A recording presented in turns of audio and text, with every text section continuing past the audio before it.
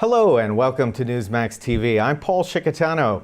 Joining us from Studio City in Los Angeles is Michael Reagan, a frequent Newsmax contributor, best-selling author, and television commentator. He is the son of former President Ronald Reagan, and he heads the Reagan Legacy Foundation. Michael, welcome to Newsmax TV. Good to be with you, Paul. Well, President Obama has jumped into the debate over George Zimmerman's acquittal in the shooting death of Florida teenager Trayvon Martin, saying he could have been me 35 years ago. Is the president using this tragedy to push his anti-gun agenda? Well, it seems that that's part of the agenda of the President of the United States, is in fact pushing that agenda. It didn't work before with what happened there on the East Coast, and now he's trying to push that agenda again in one way or the other. And it's sad that he politicizes, and in fact this whole issue has been politicized by people on the left, including the President of the United States. In fact, you wrote in a recent column that the Zimmerman case is an American tragedy that had no winners. What did you mean by that?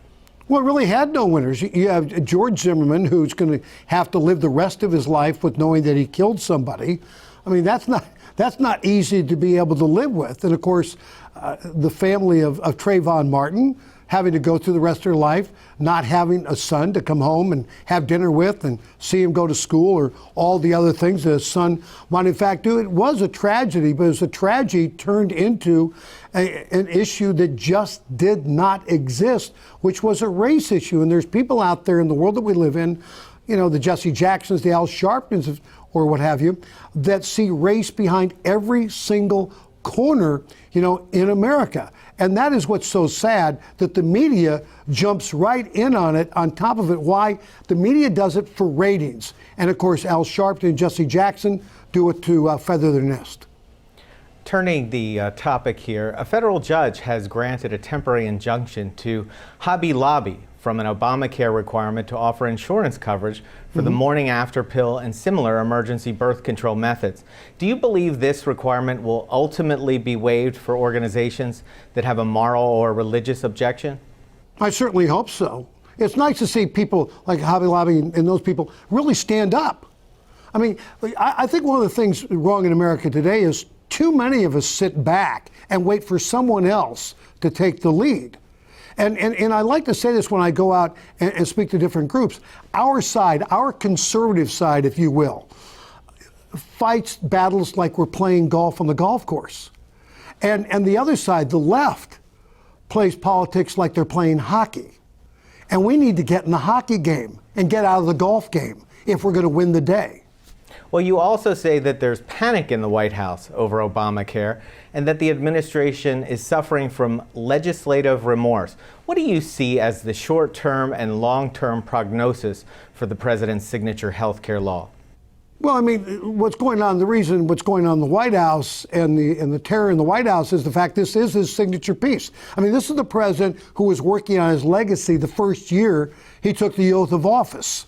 And there is his legacy of Obamacare. And the other great problem that they have is in the 2014 elections, is this issue going to come back and bite them as it did in 2010? Because they want to take over the House of Representatives so they can put in place everything they want to put in place, whether it's immigration, whether it's taking Obamacare and taking it to the next level. And there's great fear that, in fact, that will not happen if indeed Obamacare keeps on going the way it's going. What really gets to me, though, is why the Republicans would want to get on the side of Barack Obama and pass, you know, a legislation to put Obamacare off till 2015.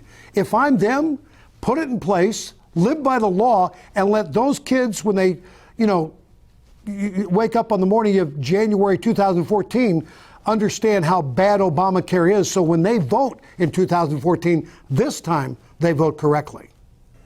Liz Cheney is challenging incumbent conservative Mike Enzi for one of Wyoming's Senate seats. Do you think this could damage the GOP's chances for retaking the Senate? No, I think it makes you a better candidate. I mean, it really does for an incumbent to be, in fact, challenged. Nothing wrong with, you know, with Cheney, you know, in Wyoming, a state that she's very familiar with, and the state very familiar with the Cheney family, taking on an incumbent Republican, and it keeps them more honest, I believe. The only thing that worries me is the fact that if it gets too rambunctious, will in fact, whoever wins the primary, will that person go on to support that person in the general election? It's very important that in fact, whoever wins the primary supports, is supported by the loser in the general election. Well, it's been more than 8 months since President Obama won re-election. Do you think that the GOP is making the right moves to become more inclusive, as your father was by 2016? I think there's parts of the GOP who are trying to become more inclusive, but go to a GOP meeting and see if that is in fact more inclusive. In many cases, it's not more inclusive. I'm getting a little tired of listening to the pundits on the Republican side tell me, well, the blacks are never going to be with us, so why talk to them? The Hispanics are going to vote for Democrats. Why, in fact, support them or even go talk to them? If you're not talking to them, no, they're not going to support you. But I look at Susan Martinez, governor of New Mexico. I look at Sandoval, governor of Nevada. Where were these people on the campaign trail of 2012? Why aren't we going to Susan and say, how did you win? How did a Republican win in a Democrat state? And what she's going to tell you is, as Ronald Reagan did, as Susan Martinez did, they didn't go out and run as Republicans so much as they ran on shared values. And it was those shared values that got the crossover votes. Republicans need to understand, and these pundits need to understand, the Republican Party has always been the minority party. In order to win, you have to get people from the other side of the aisle to come in and vote for you on Election Day. And if you don't have a message that's inclusive, that's just not going to happen, as the proof has been the last couple of elections. Well, New York Congressman Peter King says he may seek the GOP nomination to save the party. What do you think his chances would be? He has saved the party in New York. That's where he should stay. He's a good man for New York. Let him stay in New York. I think the party has got to get back to truly, and I think they are figuring it out at this point, they need to have a governor who's an executive, who's been there. That is when we do better. When we elect governors to the presidency, we have a better shot at doing what we need to do in Washington, D.C., electing congressmen, a congressperson or a Senate person, what have you, I don't think has, in many cases, the right tools sometimes to, in fact, be the executive at the executive branch. Is there any Republican out there at this point who can beat Hilary Clinton in your eyes? See, I'm not worried about Hilary Clinton. I think anybody can beat Hillary Clinton at this point if you have a message and a messenger. Right now, the Republican Party lacks both. They lack a message, they lack a messenger. And when you lack a message and a messenger, then that person, even though the message may be the wrong message, ends up winning the day, like Barack Obama just won the last presidential election. Why? Because Mitt Romney didn't really have a message, and he was not a very good messenger. The Obama administration has been fighting off, seems like one scandal after another in recent months, including the NSA surveillance scandal. And as we learned today, the agency has increased to about 33,000 employees since 9/11. Would your father say that the NSA information gathering has gone too far? Well, it probably wouldn't be happening under Ronald Reagan, so you've got to look at it in that way. He wasn't into growing government. He was into making government, in fact, smaller, if you will, not larger. So he'd probably have a lot to say when it became legislation, or they were trying to make it legislation way back when. But I think it has gotten out of hand. I think everybody agrees to that they've got to start pulling these things in, if you will. And I talk to people about this all the time. I don't think people are angry enough yet. Barack Obama has so many issues going on in the White House. But when you lack a true message as a party, and the party is split in 1,000 different directions, we have a civil war going on within the Republican Party, then in fact, all the things going on in the Barack Obama administration doesn't grab anybody, because people, right now, don't have an alternative. There is no alternative right now on the planet to Barack Obama. Well, one final question. How is the Reagan.com email going, and how is the Reagan Legacy Project?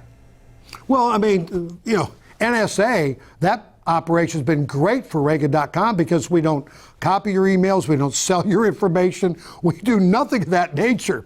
So yeah, Reagan.com is doing very well. Thank you very much. People can go to Reagan.com and get signed up. It's $40 for the year. We don't sell your information, give it to anybody. It's private and it's secure. So Reagan.com for that. Reagan Legacy Foundation, this last year, we finally have a plaque in the ground in front of the Brandenburg Gate in Berlin to honor my father's speech there in 1987 to tear down this wall. We have a Reagan exhibit at the Checkpoint Charlie Museum that we've put in place. We have a great support system for the kids that serve on the USS Ronald Reagan. People can go to ReaganLegacyFoundation.org and see some of the things that we're doing there. We're doing some things over in France coming up in the next year. So there's a lot of exciting things going on with the Reagan Legacy Foundation. Our guest today was best-selling author and television commentator Michael Reagan, son of President Ronald Reagan. Michael, thank you for joining us on Newsmax TV. Thank you. And thank you for watching.